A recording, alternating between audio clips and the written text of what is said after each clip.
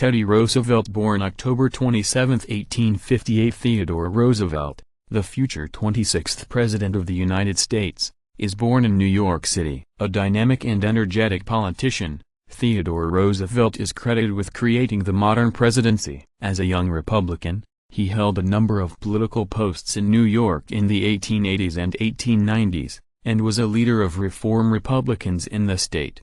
Appointed Assistant Secretary to the U.S. Navy in 1897, he vehemently advocated war with Spain. When the Spanish-American War began in 1898, he helped Col. Leonard Wood organize and lead the Rough Riders, a volunteer cavalry that became famous for its contribution to the United States' victory at the Battle of San Juan Hill in Cuba. The publicity-minded Roosevelt rode his military fame to the New York governor's seat in 1898 and to the U.S. vice presidency in 1900. In 1901, President William McKinley was assassinated, and Roosevelt, at 43 years old, became the youngest president ever to assume the office. He stamped the presidency with a vitality that delighted most Americans and was elected to a second term in 1904. Abroad, Roosevelt was an expansionist who asserted his executive powers to defend U.S. interests. At home, he sought to balance the interests of farmers, workers,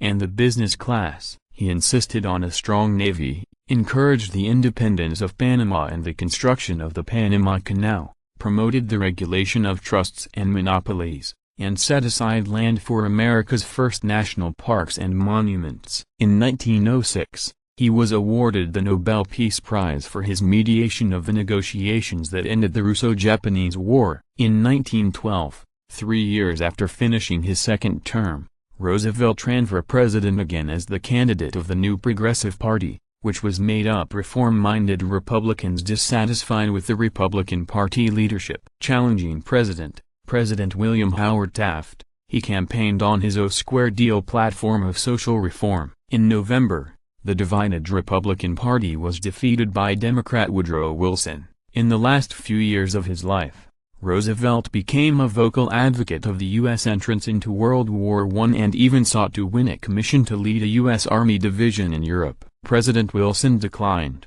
and after the war Roosevelt opposed Senate ratification of Wilson's League of Nations. On January 6, 1919, Roosevelt died at Sagamore Hill, his estate overlooking New York's Long Island Sound. The tropical diseases he contracted during his many travels had likely caught up with him. He was 60 years old.